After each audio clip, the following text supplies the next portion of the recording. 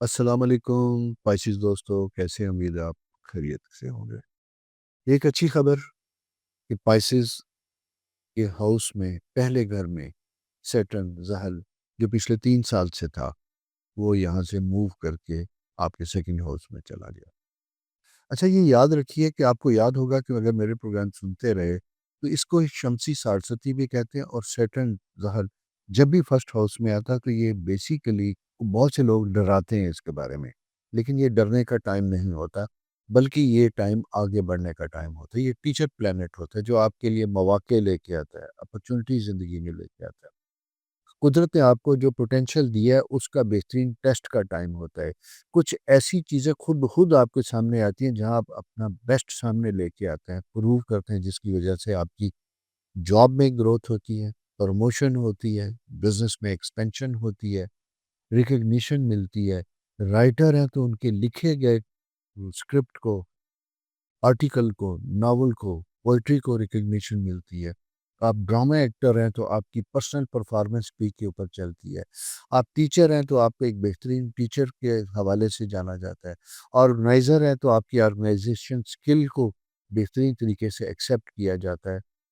لیکن یہ سب چیزیں ان لوگوں کے لیے ہوتی ہیں جو ان چیلنجز کو مصیبت نہیں سمجھتے بلکہ بلیسنگ سمجھتے ہیں۔ اور بلیسنگ ہمیشہ جب یہ آتی ہے تو اس سے پہلے ایک ٹیسٹ اینڈ ٹرائل کا بھی پیریڈ آتا ہے۔ جیسا کہ ہم امتحان دیتے ہیں تو نتائج ہمیں ملتے ہیں، ہم سیونگ کرتے ہیں تو اس کے بعد کسی چیز کو بائی کرتے ہیں، تو یہ ایک پورا ایک لنک ہے، سائیکل ہے کہ انویسٹمنٹ ریٹرن۔ اسی طرح پائسس میں جب سیٹرن آیا تھا تو یہ آپ کی حوصلے کی، آپ کی ٹائم کی، آپ کی انرجی کی، آپ کے پیسے کی، آپ کے تعلقات کی انویسٹمنٹ تھی۔ آپ نے بہترین کیا، آپ نے بہترین پایا۔ 15 فروری کے بعد یہ ستارہ یہاں سے موو کیا، آپ کے انکم ہاؤس میں چلا گیا۔ جب یہ آپ کے انکم ہاؤس میں گیا تو اب یہاں اس کے ایٹریبیوٹس چینج ہو گئے according to the house of income, جو سیکنڈ ہاؤس ہے آپ کا، اس کے مطابق۔ اس کے مطابق جب ہم دیکھتے ہیں تو یہاں آپ نے تھوڑا سا یہ دیکھنا ہے کہ اب آپ کی انویسٹمنٹ سے متعلق سپیس سلو ہونی چاہیے، آپ کو سلیکٹیو ہونا چاہیے، چوزی ہونا چاہیے۔ آپ کو ہر ٹیمپٹیشن جو آپ کو دکھائی دیتی ہے کہ فائدہ مند ہے اسے ایکسیپٹ نہیں کرنا چاہیے، بلکہ سوچ سمجھ کے کیئرفلی مشاورت کے ساتھ پھر 2 قدم آگے بڑھانے چاہیے، پھر آپ کو اس کے اوپر کام کرنا چاہیے۔ اسی طرح ریلیشن شپ کے حوالے سے بھی یہ ٹائم تھوڑا سا ڈیفیکلٹ ہوتا ہے، اس لیے ہوتا ہے کہ سیکنڈ ہاؤس ہمارا انکم کے ساتھ ساتھ ہماری کمیونیکیشن کا بھی ہاؤس ہوتا ہے۔ سیٹرن جب یہ یہاں پہ ہوتا ہے تو یہ ڈیپ روٹیڈ شیپ پلانٹ ہے۔ کبھی کبھی ہم اس کی نیگیٹو انرجی ہمارے منہ پہ آ جاتی ہے، ہماری گفتگو میں آتی ہے۔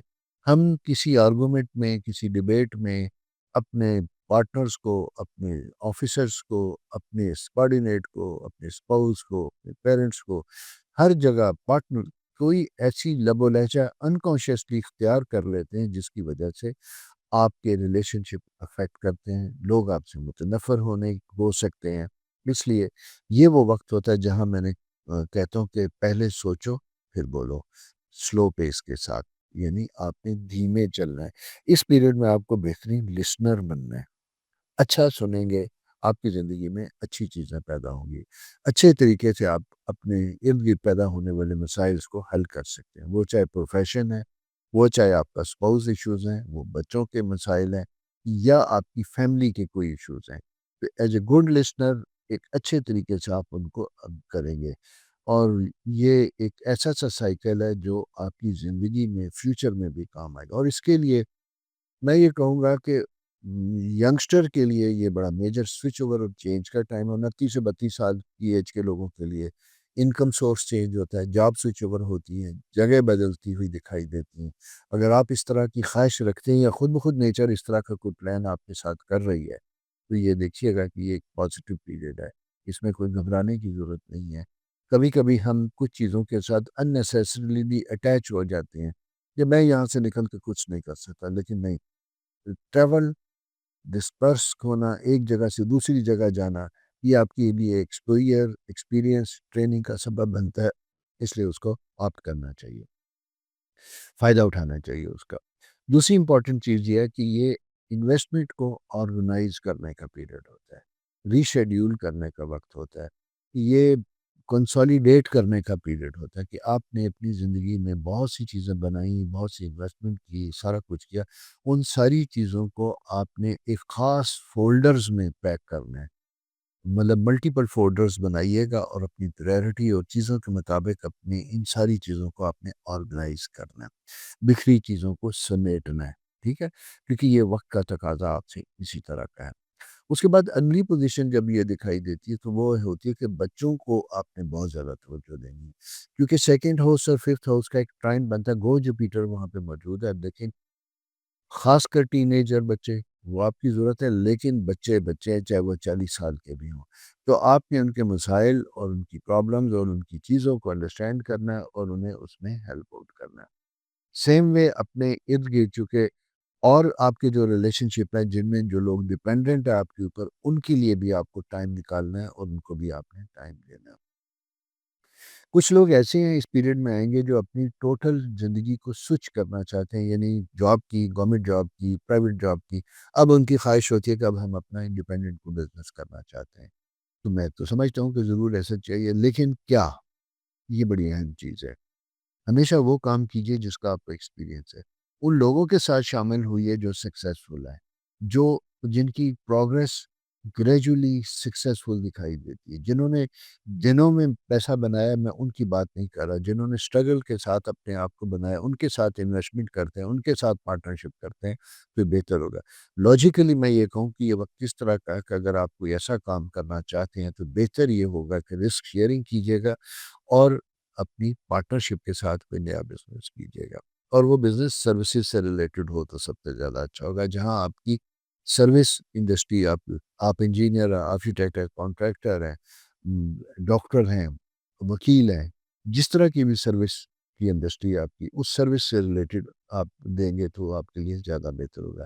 ریل اسٹیٹ خریدنا بیچنا، چونکہ یہ ایک ایسا سا وقت ہے، یہاں آپ کو لیگل کنسرن بڑے امپورٹنٹ ہوں گے، آپ کو بہت احتیاط کے ساتھ اپنے ان سارے معاملات کو دیکھنا ہوگا۔ انویسٹمنٹ کرنے کے لیے، خریدنے کے لیے، بیچنے کے لیے پروفیشنل لوگوں کی مدد آپ کو ضرور لینی چاہیے، اپنے اوپر ڈپینڈ نہ کیجیے، کیونکہ سیٹن جب یہ سیکنڈ ہاؤس میں آتا ہے تو یہ جلد بازی کے فیصلے دیتا ہے، آپ اوور کانفیڈنٹ ہوتے ہیں، کہتے ہیں کوئی مسئلہ نہیں، لیکن بعد میں اس کے ریپرکشنس ہوتے ہیں اور اس کی پرائس ہمیں پے کرنا پڑتی ہے۔ تو دوستو، یہ اس طرح کی صورتحال بنی ہوئی ہے۔ پائسز جنرلی اگر ہم دیکھتے ہیں تو یہ ایک بڑا سکسیسفل پلانٹ ہوتا ہے، آرگنائز پلانٹ ہوتا ہے، فوکسڈ پلانٹ ہوتا ہے۔